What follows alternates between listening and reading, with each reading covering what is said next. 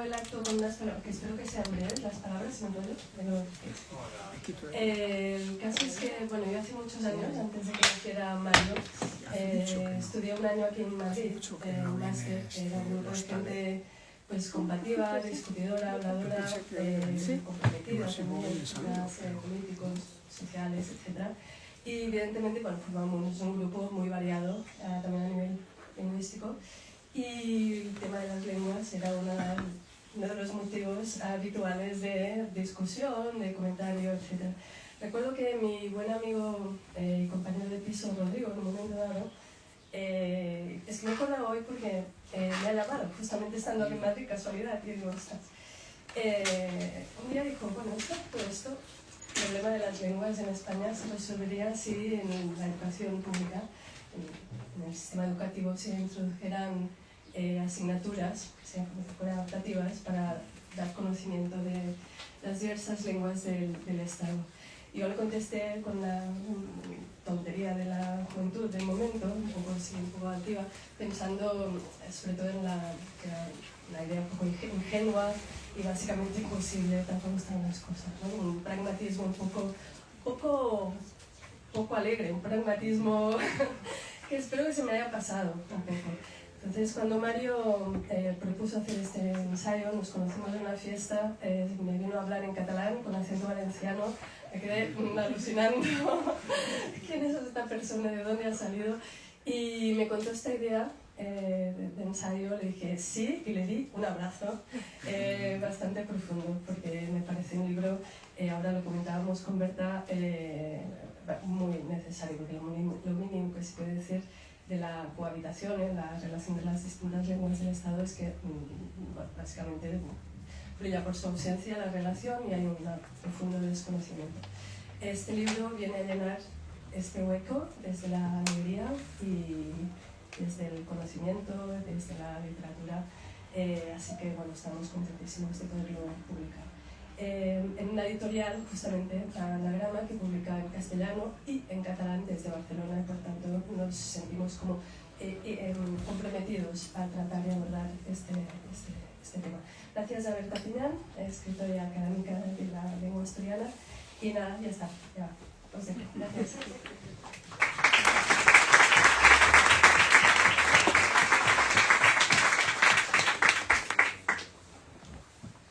Bueno, buenas tardes. Buenas tardes. Otra vez el Alberti, hace 2 días estaba aquí presentando una novela mía y ahora resulta que la vida a veces es así de generosa y hace que volvamos a los lugares que amamos, y el Alberti desde luego es uno de esos lugares que amamos. Por lo tanto, siempre contentísima de estar aquí y, cómo no, contentísima de acompañar a Mario. Yo acompañaría a Mario al fin del mundo y él lo sabe y se aprovecha. Entonces, bueno, he escrito algo, no pensaba hablar solo, pero después he pensado, los escritores deberíamos escribir siempre que podamos, ¿no? Entonces he escrito unas cosas y después Mario puede hablar tantísimo que, aunque tengo unas preguntas, creo que no voy a tener casi ni que hacérselas, pero bueno. Creo que este libro inaugura un nuevo género poético, una poética de la etimología que Mario Obrero recorre como el pequeño Purcuspín husmeando en las sendas secretas del monte. Cuando tantas veces con mi alumnado de la ESO discutíamos en la absurda batalla de los géneros sobre las diferencias entre prosa y verso, entre narración y poesía, después de indicar yo varias sutilezas típicas de profe sobre ritmos, imágenes, intensidades y músicas internas, la conclusión final a la que llegaban casi siempre era: entonces, profe, la poesía es cuando la línea no llega hasta el final de la página, ¿no? Y yo, pues abrumada, ya después del griterío de opiniones y a punto de tocar el timbre, acababa por decir algo así como, pues sí, en cierto modo, sí. Y eso era todo. Los veía irse satisfechos camino de la siguiente clase con aquella certeza indiscutible. Mario se sabe poeta y ha querido disimular llevando cada verso hasta el margen de la página, pero no ha podido ocultar con ello la poesía que late en cada verso, línea de este libro hermosísimo. Por eso habla de rastrear un bosque de idiomas y nos recuerda que toda llave merece una puerta que besar, o que el horizonte es una canción con la que dialogar. Y escribe sobre reforestar las ausencias y el color de las naranjas.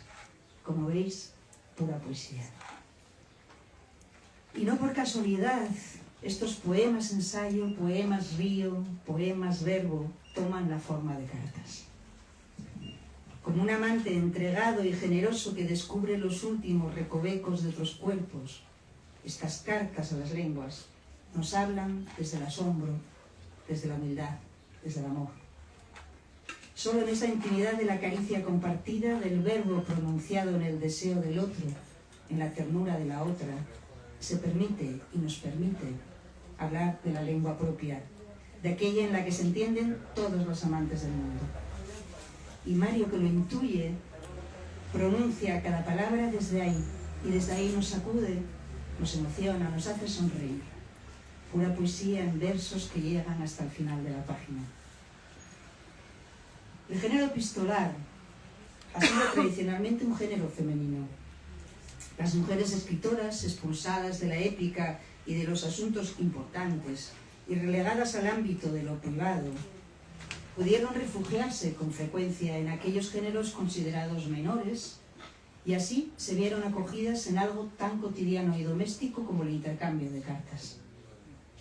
Frente a los diarios escritos hacia adentro, las cartas nos permitieron a las mujeres salir al exterior, tocar con nudillos de palabras a otras puertas.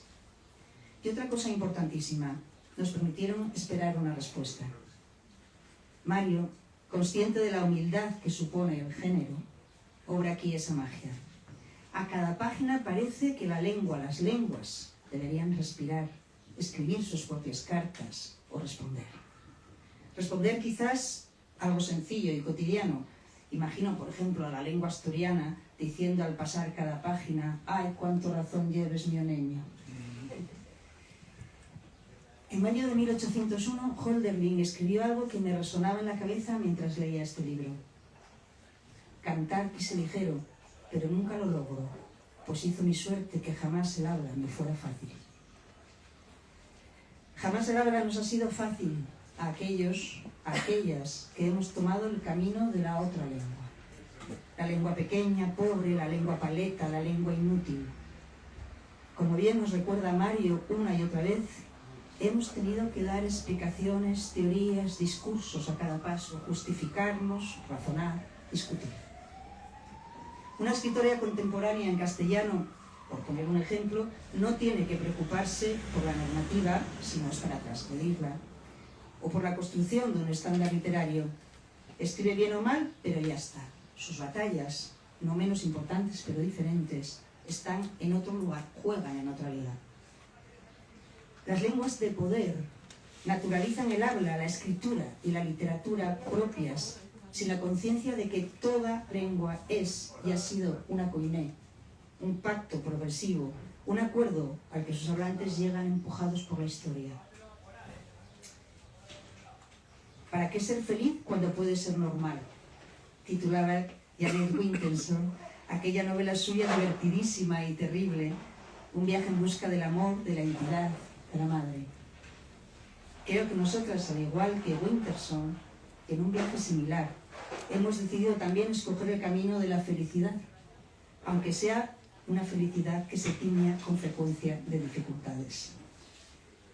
Quizás el camino de la normalidad estaba un poco sobrevalorado, ¿no?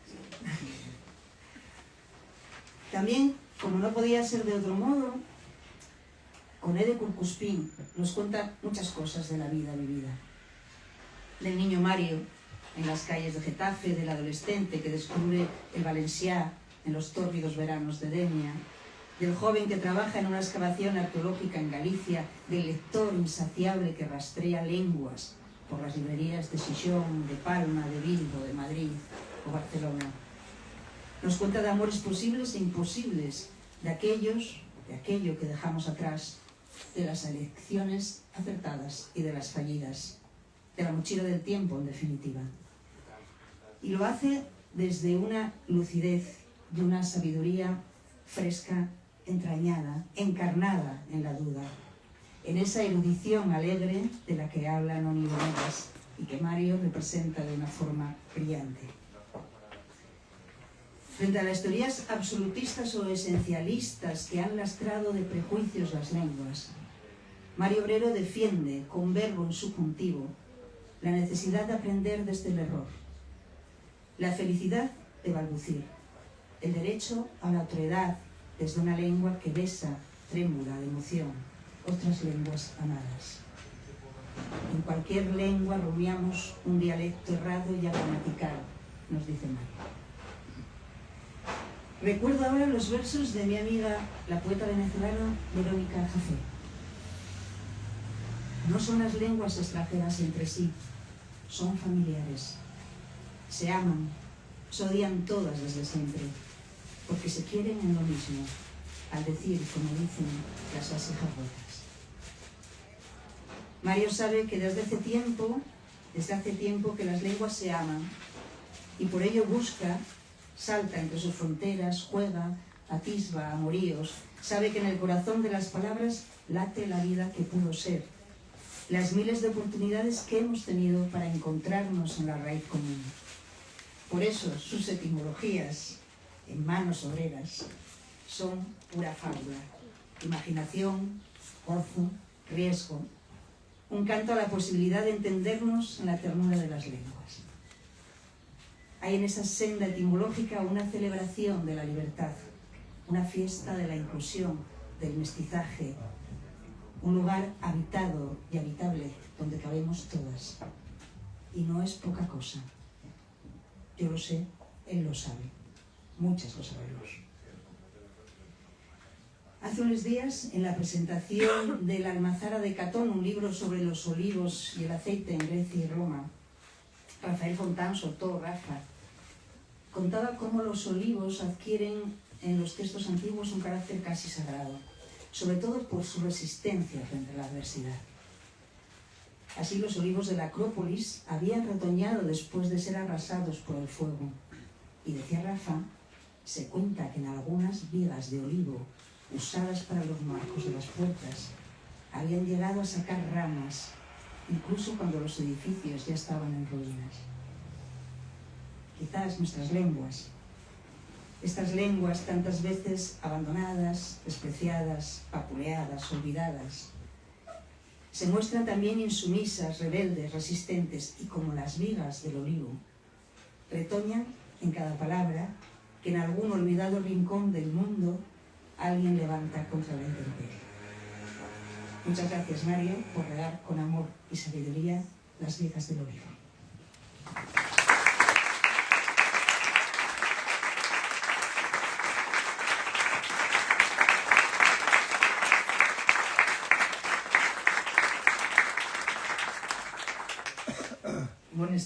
Buenas tardes a todas.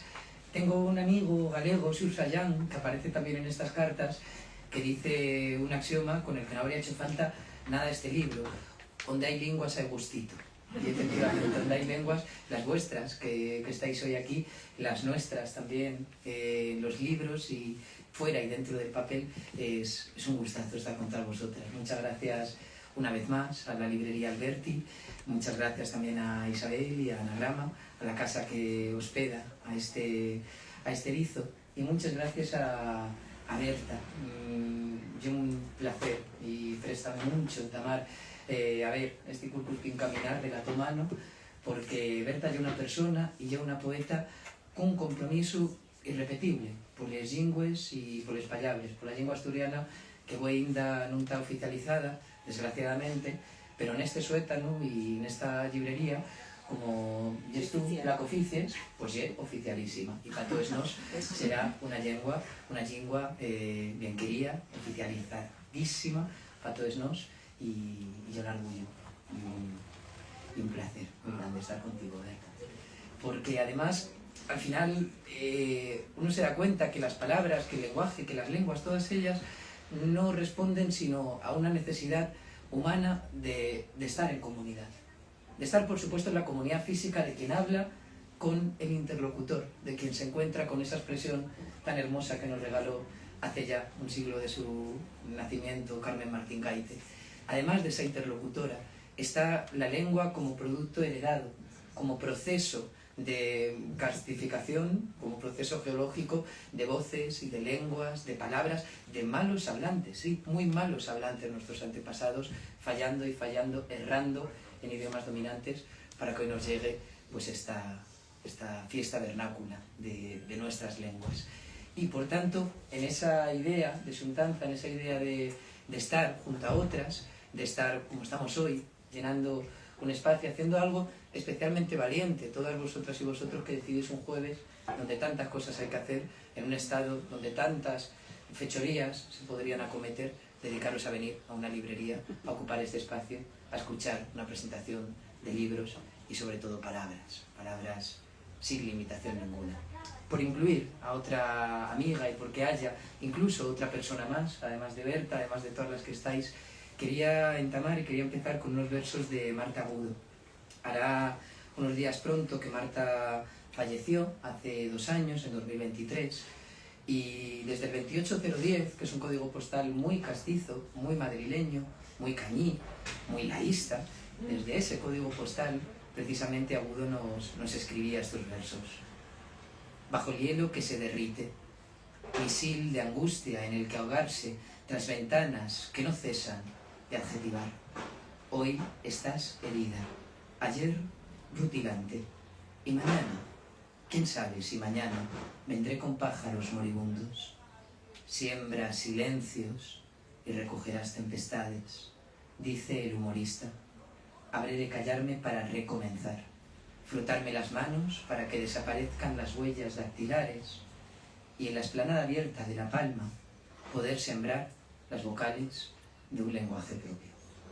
Y con este lenguaje propio, con esa posibilidad de poder sembrar en nuestras manos otras palabras, nació el Curcuspín y nació este libro de amor. Efectivamente, como decía Berta, si es algo, este título es un libro de amor, de profundo amor. Una novela romántica como las que podría haber, qué sé yo, en la Plaza Manuel Becerra, ahí donde ponen las flores y al lado está el María, no te quiero interrumpir, pero quizá lo primero que deberíamos explicar, que además no desvela nada, no hace spoiler, es Conde de Curcuspín. ¿Qué significa Conde de Curcuspín? Porque quizá hay aquí gente que no lo sepa aún, ¿no? Pues sí, incluso algo mejor que uno se da cuenta, ¿verdad, Berta? Que decías, efectivamente, hace 2 días presentabas tu novela, cuando uno sale la poesía, que hay cosas escritas muy señaladas y muy evidentes, que esto de repente en la narrativa del ensayo, yo digo esto y lo digo.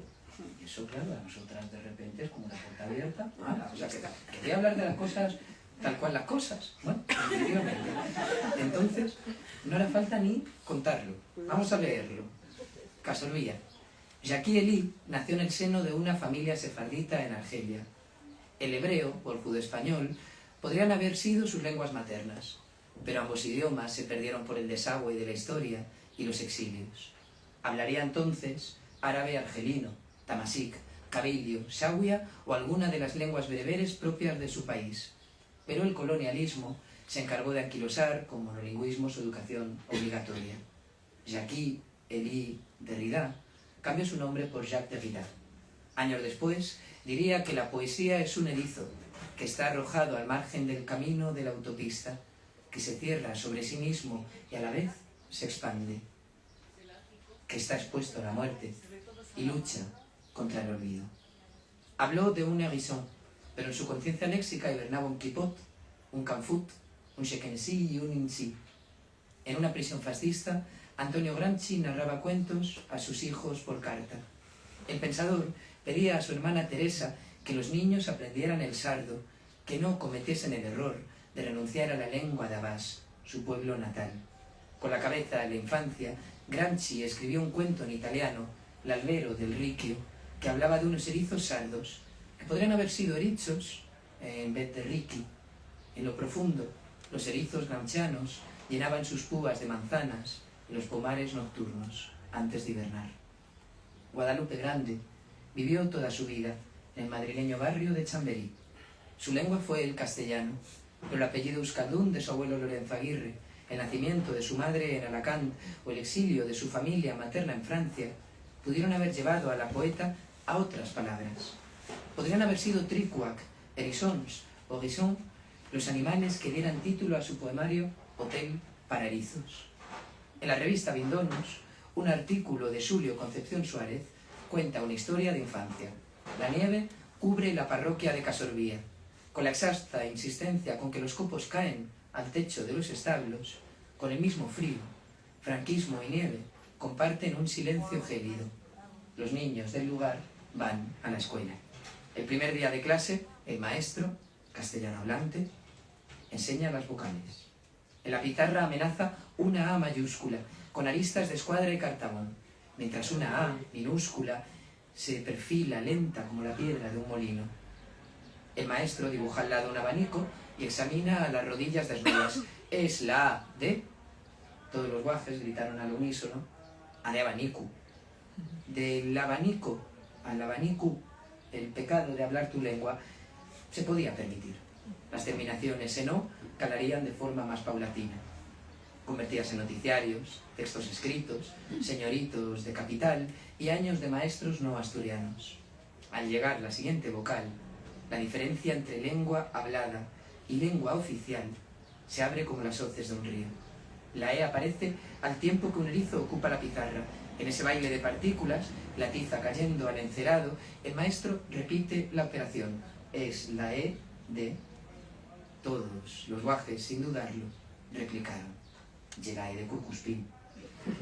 Por mucho que salgan a las pizarras, los erizos normativos son pocos en comparación con los curcuspines asturianos, sardos, euskaldunes o bereberes.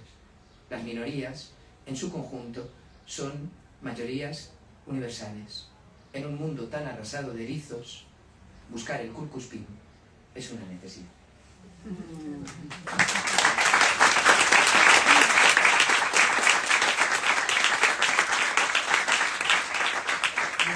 Como veis, no mentía en absoluto cuando decía que era un libro de poesía, y tampoco cuando decía que encarna eso que Noni Venegas acuñó, o por lo menos ella lo dice siempre, que es la erudición alegre, ¿no? Esa erudición que Mario despliega como cuando estamos tomando el café, igual, porque casi habla así, ¿eh? A veces, solo a veces. Yo quería pasar a esas cosas de verdad también, Mario, y que tanto se repiten a lo largo de estas historias, de las historias de las lenguas minorizadas, de las lenguas minoritarias, bueno, eso. Y, bueno, recordar algún dato que todo el mundo sabe, yo creo que más o menos es conocido, ¿no? Que en el mundo hay más de 7.000 lenguas, en estos registros lingüísticos, estos mapas lingüísticos que se hacen, pero también que cada 2 semanas más o menos desaparece una lengua. Muere una lengua, es decir, muere de una forma natural. Los hablantes naturales de esa lengua pues se extinguen, ¿no? Después la lengua siempre se puede aprender. Bien, yo te quería preguntar una cosa, ¿qué pasa cuando muere una lengua? Pues efectivamente, diría Ángel Conte, el poeta aragonés, que podría pasar todo y podría pasar nada. Es decir, depende con qué ojos miramos la lengua, depende de qué forma habitamos el mundo. Claro está que para los poderes fácticos y para el discurso dominante, la muerte de una lengua no es un problema, precisamente porque la muerte llega cuando la has intentado matar muchas veces, y vapulear, y quitar los sueros posibles, y desproveerla de cualquier tipo de sanidad universal o pública a la que pueda acceder el idioma. Entonces, efectivamente, hay una posibilidad en la que da muy igual, al revés. Creo que se celebra como una especie de bienvenida al falso derecho a la ignorancia. ¿No? Vivimos cada vez en democracias, en sociedades donde parece que tenemos la opción o que tuviéramos la decisión, la libertad. Se dice la libertad de ser inútiles, de ser imbéciles, que es etimológicamente el que in baculum, el que no lleva un bastón, el que ha preferido caminar incluso tropezando a poder tener el bastón, a poder tener el legado, aquello que te sostiene de la lengua, de las palabras, de la gente, de toda esa genealogía que podemos también hacer acopio de ella, ¿no? Entonces, efectivamente, para esas partes oscuras, pero que sin embargo están muy presentes en nuestro día a día, mucho más en el día de un hablante de cualquier lengua minorizada, habrá una visión que a mí poco me interesa, poco me importa. Me importa la de la poesía. Y sé que la poesía, ante todo, es un ejercicio vital. Sé que cuando la poesía llega a la memoria, llega de forma vital, porque llega al recuerdo. El recuerdo se ejerce desde el presente. Hay una vitalidad profundísima en todo lo que se invoca desde lo poético, sea lo memorístico, sea lo pasado, lo pretérito, lo que no está. Quien está, la voz poética que enuncia, es una persona que de su presente decide hacer una constelación de sueños pendientes de ser soñados. Y ahí sí se encuentra la poesía. Con las lenguas exactamente igual.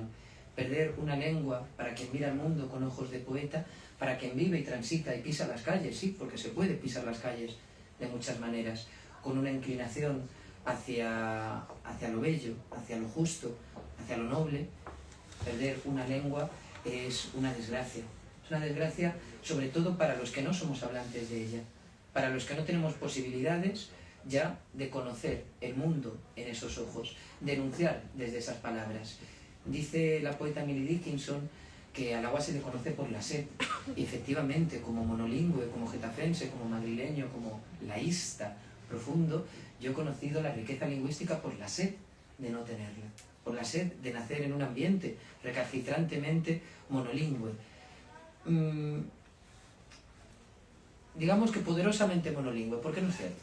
Porque a la que nos ponemos a pensar, a la que nos ponemos a hablar, a la que nos ponemos a rascar, ¿quién no hay que tenga un familiar, una lengua, como aquella tía, como aquella prima lejana? ¿Quién hay que no haya transitado por otros idiomas y por otras palabras? También aquí, en la línea 2 de metro, como la 4, como la 12. Pero precisamente esa carencia y esa falta es lo que a mí me lleva a entender el placer de la lengua otra, cómo la lengua otra ensancha el mundo. Por tanto, cuando la lengua otra muere, es muerta, es matada, eso que en euskera, ¿no? Solo cambia una palabra, hilda o il, simplemente, de muerto a matado, en esa pequeña brecha donde efectivamente hay que asaetear para que después las cosas acaben por crecer, creo que pierde el mundo una posibilidad de decirse, pierde la lengua toda, cualquiera, la más dominante, la más hablada, la posibilidad de dejarse permear, y sobre todo pierden las personas, pierde la ciudadanía, pierden los seres humanos una fórmula que no es sino de los proyectos humanos más emancipados, más arraigados a nuestra identidad, como el del lenguaje. No hay cosa que hable del humano que sea intraducible, nos decía Mireille Gansel, y no hay cosa más humana, me atrevería a decir yo, que la lengua y que el idioma, y que esa vocación de estar junto a otras, desde la persona física con la que compartes, hasta la lengua que te es heredada, hasta la posibilidad de enunciarte a aquello que no ves, que no tienes, y precisamente por esa carencia querer pronunciar esas palabras, querer tenerlas en ti. Entonces sí, más allá de lo que le interese a según que rediles, de lo que nos toca a todas las que estamos aquí, perder una lengua como perder un tipo de árbol, como perder un ecosistema, como perder, en fin, como perder es definitivamente una pérdida, una derrota.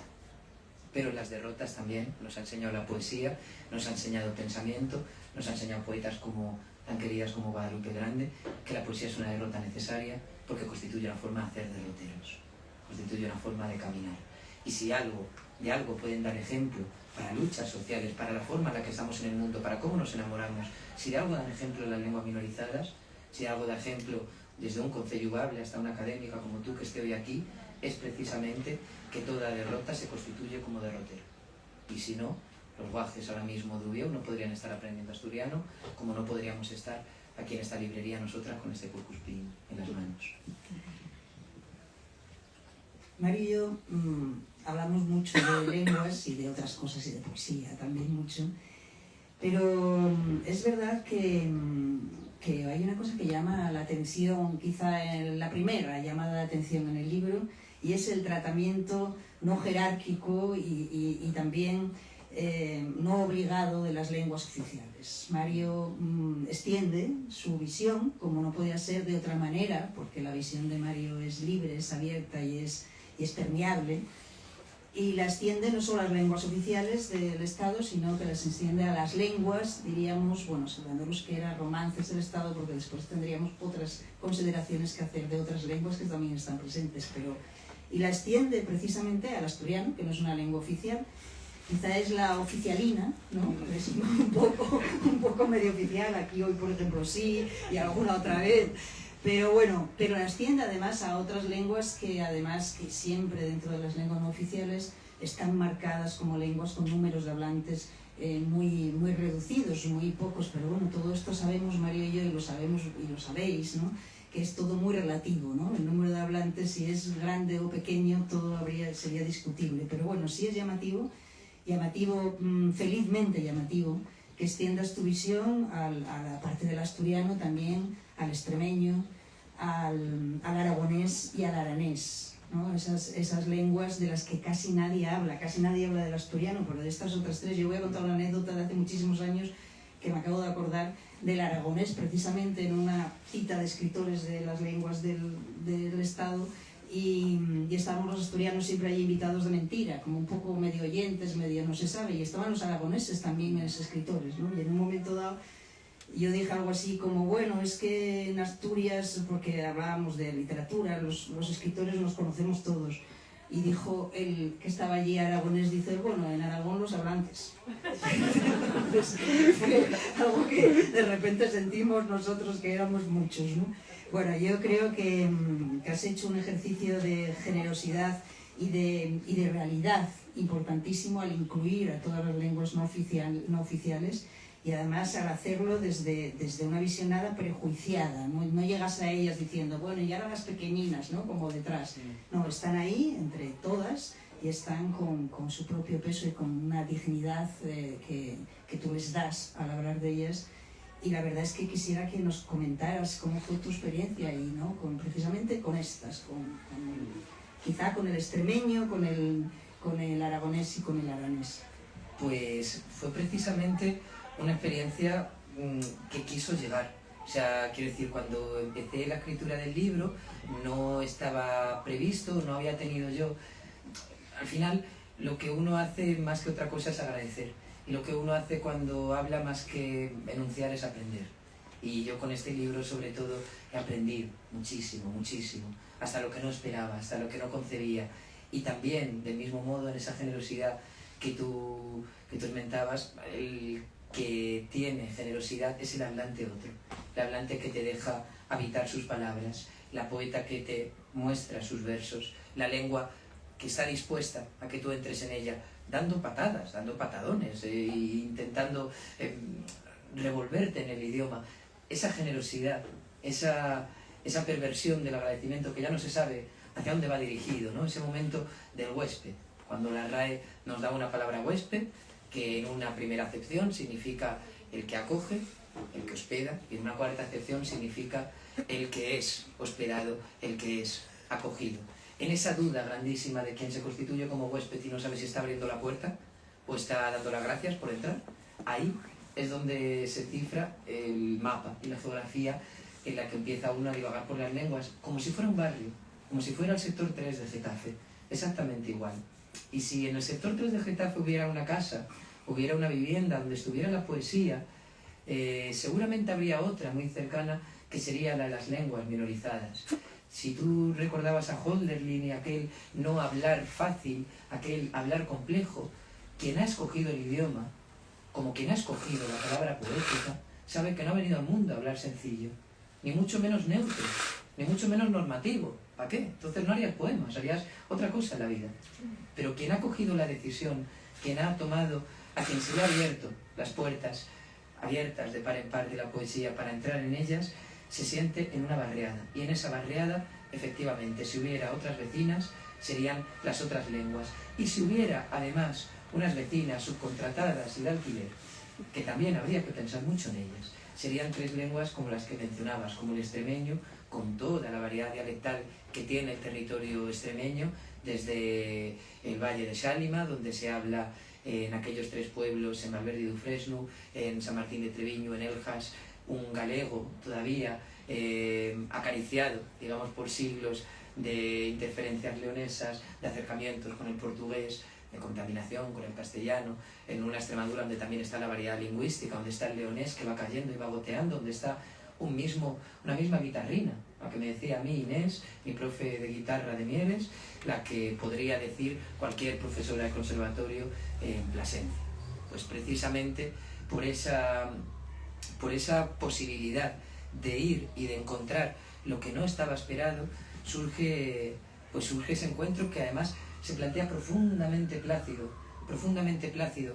Estamos muy acostumbradas a lo que no conocemos entenderlo desde el miedo, y a lo que no sabemos verlo desde esa posición abrumada, ¿no? Que no quiere entrar en aquello donde se va a sentir insegura. Cuando entras a la lengua, sucede precisamente lo contrario. Cuando entras al aragonés sin tener una noción, sin haber escuchado un hablante, habiendo leído, eso sí, y habiendo tenido el acompañamiento de las palabras, la palabra escrita, sientes todo lo contrario, que estás ante un espacio de asombro, que estás ante una posibilidad de alumbrarte, que estás encontrándote y que estás jugando con lo que no conoces, y por tanto hay una novedad, hay algo pionero ahí, hay algo fresco, hay algo complejo, efectivamente como Hölderlin, pero efectivamente decidido como aquella misma frase de 1801. Y precisamente con el aragonés, por ejemplo, la experiencia pues fue muy interesante, muy hermosa. Me gustaría leer un fragmento, pero antes comentar, sí, que en estas lenguas, por ejemplo, y sobre todo en el aranés, lo que uno encuentra es una posibilidad alegre, una alegría que mencionabas tú antes, entusiasta, que es de repente encontrar la otra posibilidad, ¿no? Parece que lo normal, parece que la tendencia, pareciera que la inercia es a que las lenguas mueran, y que el detrimento de hablantes, de jóvenes hablantes, de escuelas que impartan asignaturas en estos idiomas, parece que va siempre hacia abajo. Esas rayas que va marcando el poder son muy falsas, muy falsarias, son grandes ficciones. Nosotras que escribimos parece que somos las que hacemos la ficción. No, la ficción la hace sobre todo el poder. O sea, en realidad es el gran ejercicio de imaginación puesta al servicio de los privilegios, la que emplea el poder para decirnos que las lenguas deben estar abocadas, por ejemplo, a la desaparición. Llegas a la Val d'Aran, te encuentras con un idioma que es el occitano, hablado anteriormente en hasta 4 estados, contando con Francia, con Mónaco, con Italia, que hoy solo se conserva en ese territorio, en ese espacio geográfico dentro de la provincia de Lleida. Cuando te encuentras que en las calles la gente habla aranés, que en el hotel se te pide por favor que la toalla no la tires al suelo si la vas a reutilizar, en catalán, en aranés y en castellano. Cuando la escuela financia los libros públicos para todos los niños que quieren aprender, de repente lo que nos sucede es que una población de 9.000 habitantes, 3.000 lo hablan diariamente, 6.000 lo llegan a conocer. Claro que se puede, claro que hay estos ejemplos, ¿no? Y además se encuentran precisamente donde hay que ir a buscar, donde hay que ir con el pecho cargado de horizontes, como nos invitaba Concha Méndez a iniciarnos en la poesía. Y con el aragonés, con esta carta que empieza en la Alcolella de Cinca, precisamente tenía estas dudas. También un libro es un espacio de mucho dudar, y también con la lengua se duda. No hay cosa más hermosa que lo que estás acostumbrado a decir desde lo materno, empezar a dudarlo desde el idioma a otro. Y en esa duda que yo tenía cuando me acerco a una lengua, a un idioma con el que no he tenido contacto, de repente surge esa aleación, esa sororidad, esa necesaria conjunción. La carta juega con lo desconocido. Quien escribe no puede adivinar la vida de sus palabras cuando marchan al buzón. Se transportan en manos anónimas, provocan gestos que el remitente no verá. La lengua juega con lo desconocido. Quien escucha y habla aquello que no le fue dado de nacimiento, formula un mundo a la medida de su limitación, de lo que sabe pronunciar, los calcos que arrastra de su idioma, las pavesas de comprensión que atrapa azarosamente. Sumergirse en el juego supone desposeer las reglas, también su consecuencia. Por eso llego a ti, aragonés, lengua que apenas he visitado. Amar lo desconocido es, en nuestra lejana relación, el mayor vínculo y sostén. De Aragón tengo recuerdos vagos y puntuales. Mi abuelo Eleuterio dejó su pueblo de Córdoba para hacer la mili en Chaca, que él llama Jaca. Mi amiga Elia viene de una estirpe herrera de Cella, en Teruel. Visité Belchite un día de invierno y viví junto a mis 2 hermanas un brote de piojos en un hotel de Zaragoza. De mi abuelo deduzco la nieve. Fue la primera vez que salió de su valle para objetos de agua que tal vez nunca hubiera deducido. De Cella averiguo las lenguas, porque esa misma palabra significa ceja en catalán y aragonés. Mirar un mapa de Aragón implica rastrear un bosque de idiomas. Neveros de íbero, rastros de catalán, pervivencias de aragonés. De Belchite entendí la ruina, el destrozo presente en el que viven los gatos, la radical actualidad de toda memoria que moldea los miedos de un pueblo. Y de los piojos. ¿Qué aprendimos de los piojos? Poco o nada. Esa noche quedó para mis padres impregnada de vinagre y champú. Para mis hermanas y para mí tuvo la risa de vernos con gorros, pasar la liendrera por nuestras cabezas, ver la tele sobre una cama blanca.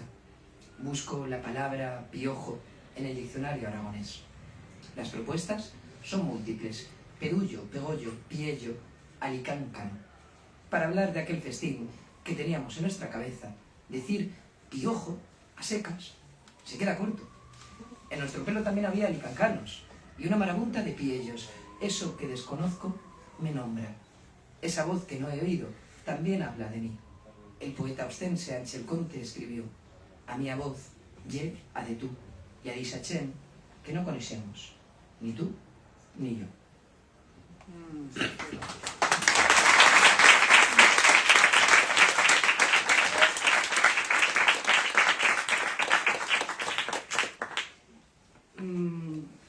La verdad es que el libro tiene, como estáis viendo, tantos aciertos y tantos momentazos, ¿no? Como el de los piojos, que no hay nada que no le sirva a Mario, obrero, para levantar. Pon una etimología en manos de Mario y como buen obrero de la lengua levantará sobre esa etimología un mundo. Y eso es lo que hace constantemente a lo largo del libro. Pero hay una cosa que él y yo hablábamos hace un momento y ya lo hablamos más veces, y respecto a este libro, y respecto a la actitud ante las lenguas, ¿no? Las lenguas, los que escribimos y estamos en el activismo y en la militancia de recuperar o de sostener lenguas minorizadas, tenemos muchas veces una actitud bastante victimista, ¿no? Es algo que nos viene de tantas décadas a veces sin conseguir lo que queremos o consiguiendo solo una parte. Yo hace ya mucho tiempo que me he rebelado contra la actitud, con esa actitud victimista, porque creo que, bueno, si sirve para algunas cosas, no sirve para todo, ni muchísimo menos. Y aparte que como escritora también me he reconciliado en otras cosas, que María y yo hablamos muchas veces. Por ejemplo, creo que escribir una lengua minorizada con todo lo que supone de dificultades y de enfrentarse al lenguaje desde ese otro lugar en el que hay que además pensarlo todo, no solo la parte metafórica como poeta, sino también la propia lengua, la norma, la normativa, todo eso. Constantemente estamos creando lengua también en la escritura y eso es una grandísima responsabilidad, pero también escribir una lengua minorizada creo que nos ha dado a los que escribimos también la posibilidad de ponernos en el lugar del otro con más facilidad, de ponernos en el lugar de los perdedores, por decirlo de alguna forma así rápida, ¿no? Con mayor facilidad, y eso no deja de ser una fortuna también, ¿no? El tener esa sensibilidad especial para lo otro, ¿no? Para la otra lengua o para las otras realidades del mundo.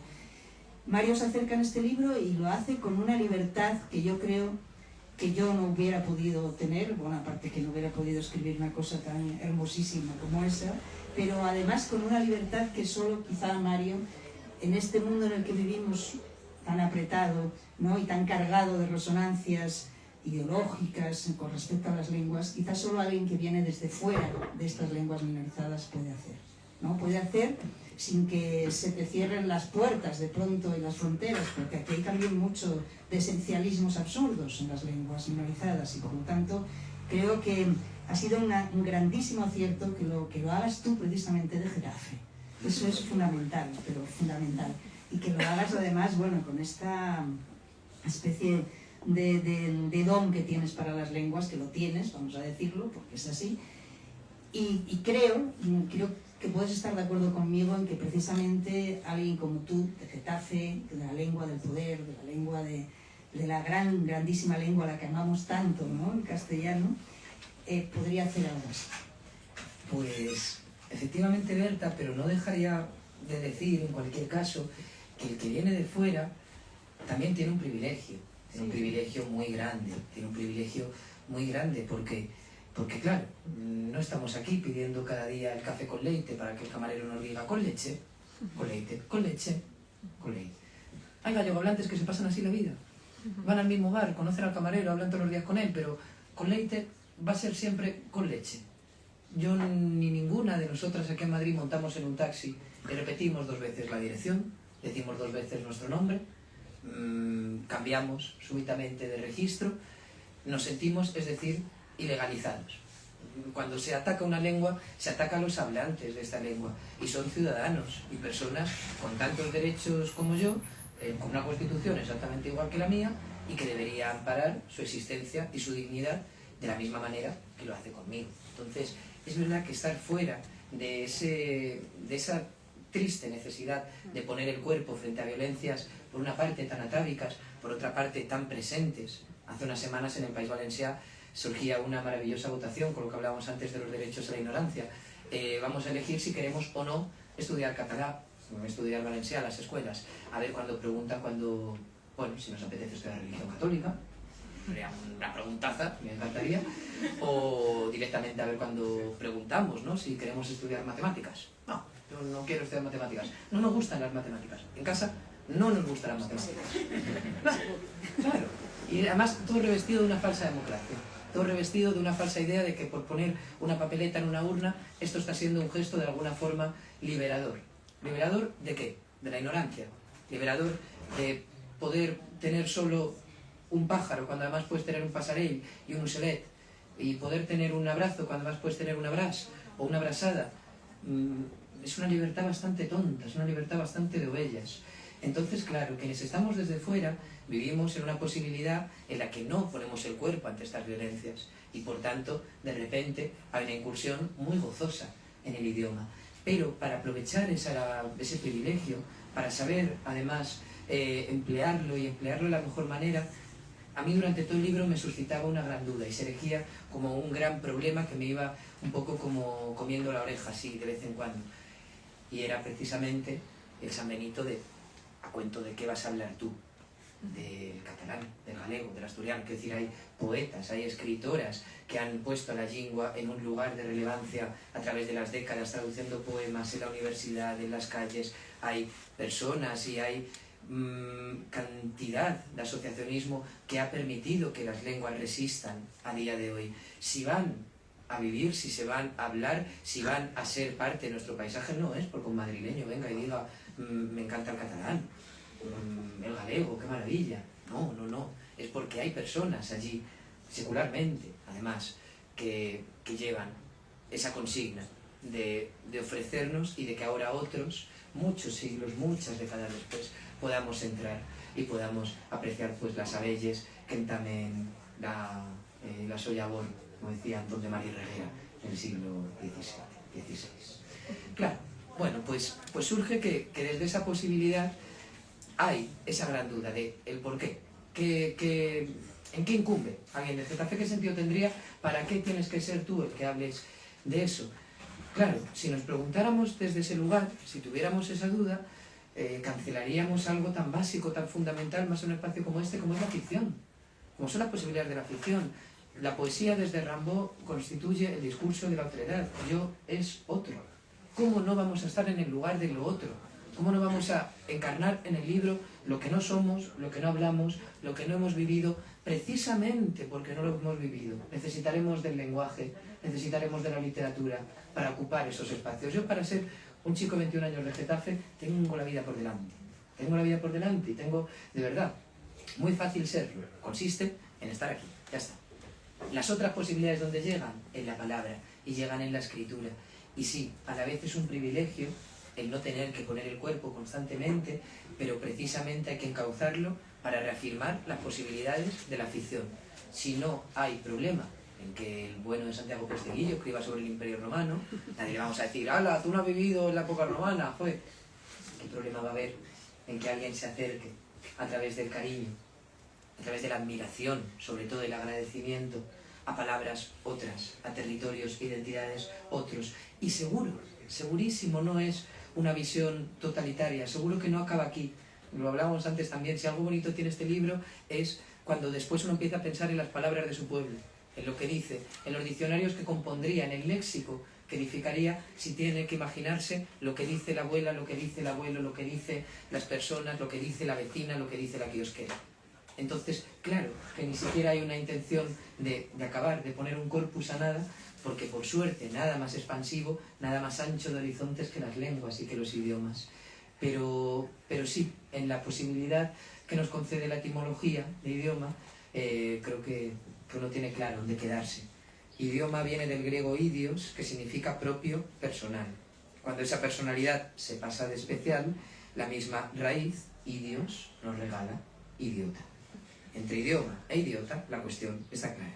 Antes que la estupidez, del odio sin argumentos, compartir, escuchar palabras, deshacer el falso derecho universal a la cerrazón y a la idiotez.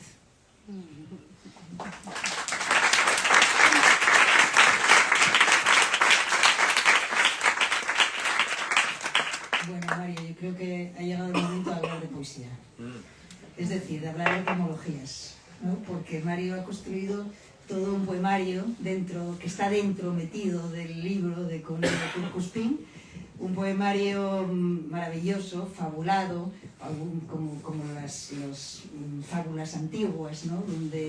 Donde pasa del conocimiento etimológico, sabiendo perfectamente lo que hace es un ejercicio de absoluta libertad.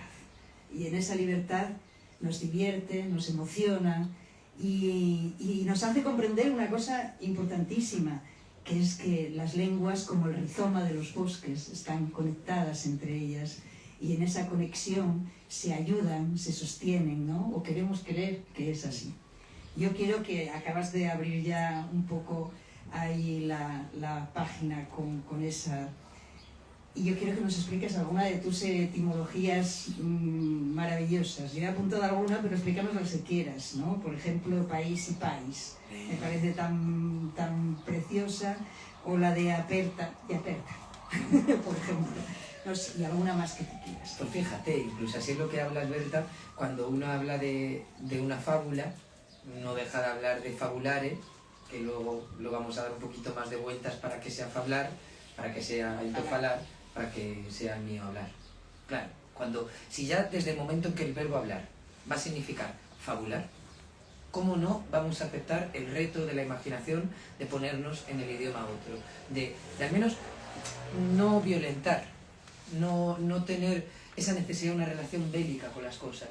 Quizá porque vivamos en un mundo de rearme y en un tiempo estranguladamente y tristemente bélico, donde parece que todo lo debemos comprender por ese binomio, por esa rápida y sencilla explicación de o tú o yo, que no nos hemos acordado, que no hemos sacado a relucir la etimología, que no hemos escarbado hasta encontrar que ya en el habla hay una imaginación presente, ya en el habla hay un fablar, hay un fabular. Y luego, por ejemplo, con país y país, fue hermosísimo desde el galego que nos llega esa posibilidad de una acentuación donde solo un acento cambia del país, del territorio, a los padres, además a los progenitores, de hecho, al padre y a la madre. A mí el galego me llegó así.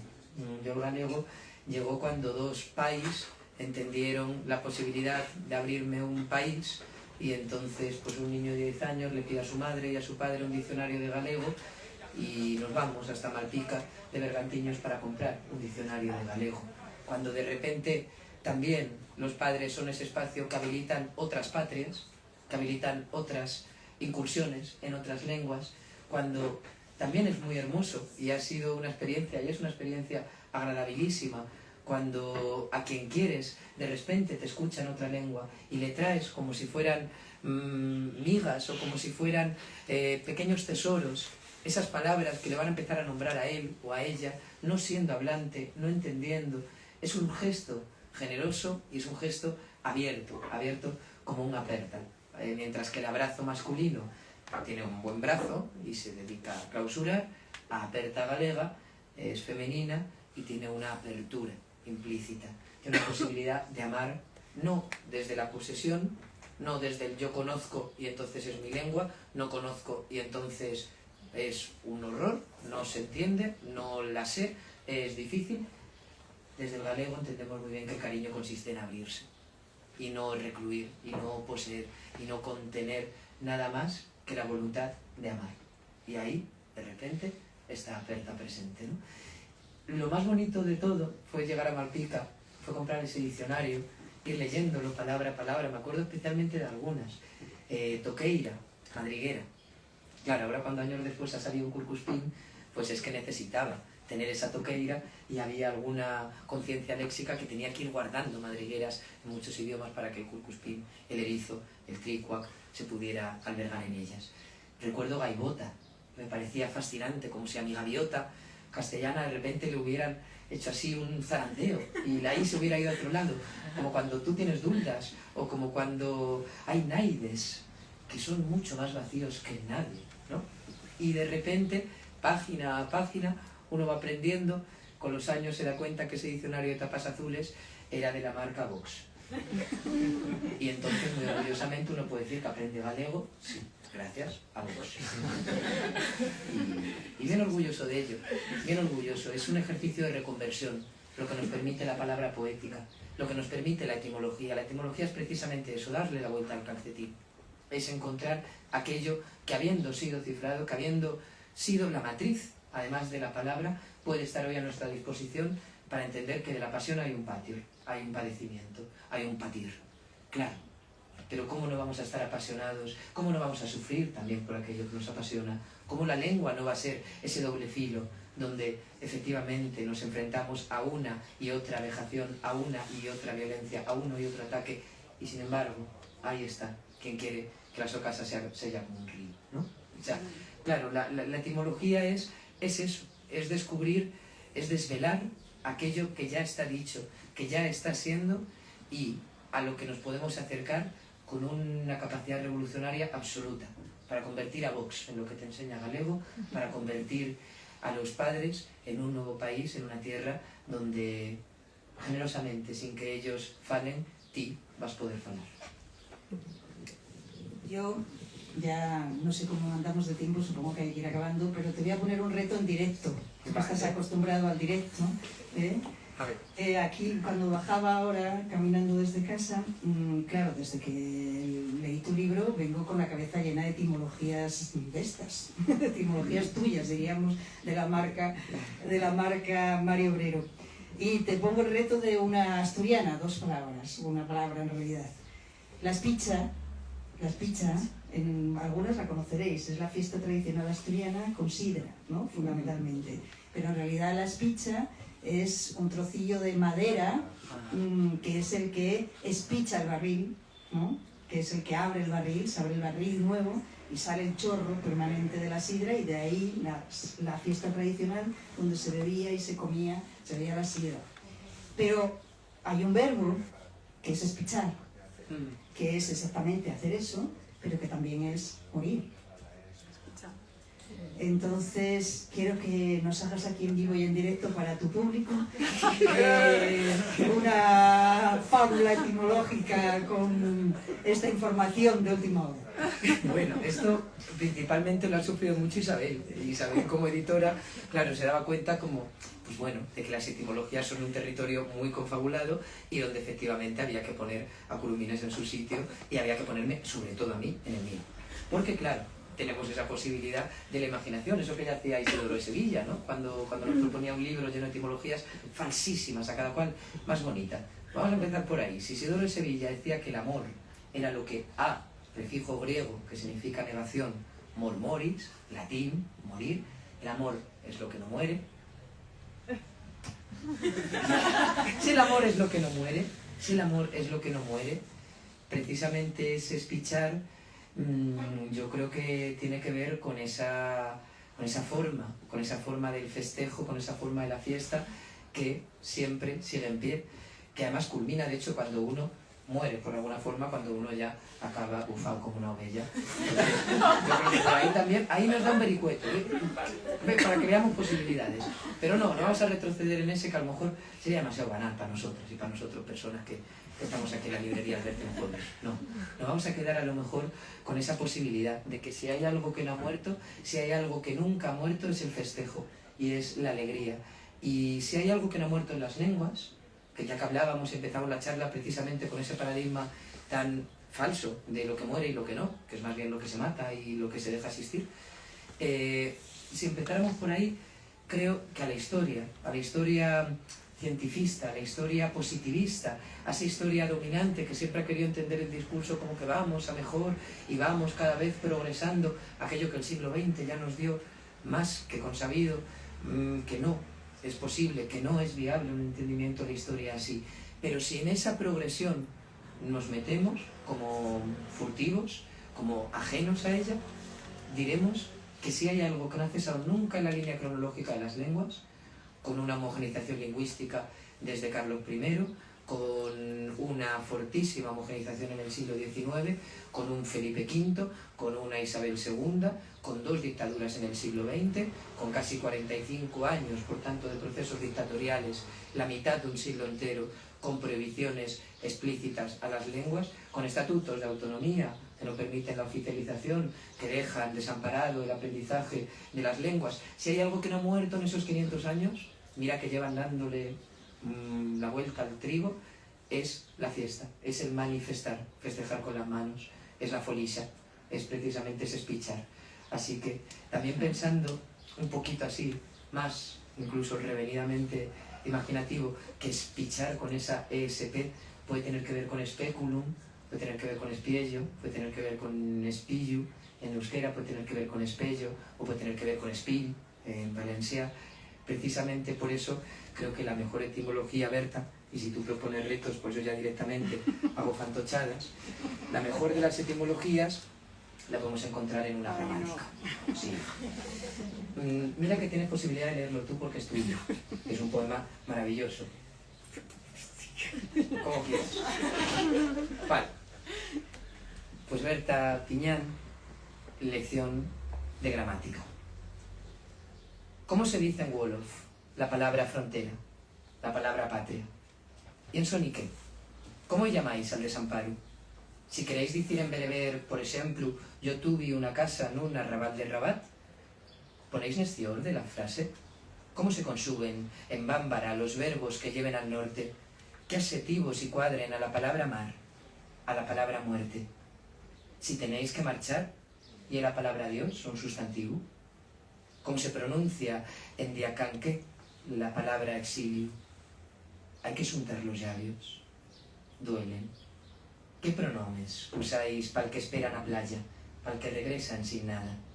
Cuando señaláis para allá, para contra casa, ¿qué adverbio escolléis? ¿Cómo se dice na vuestra, na nuestra lingua, la palabra futuro? Pues más que dicha está.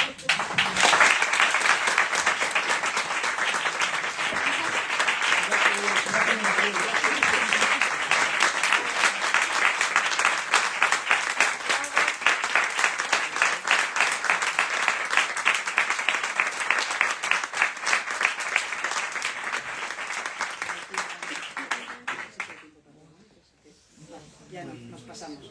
Muy bien. Bueno, pues nada. Como decía Mary Oliver, en algún momento debería aparecer por aquí la palabra gracias. Gracias. Gracias. Muchas gracias, Mario, Gracias. por este libro y muchísimas gracias. Muchas gracias.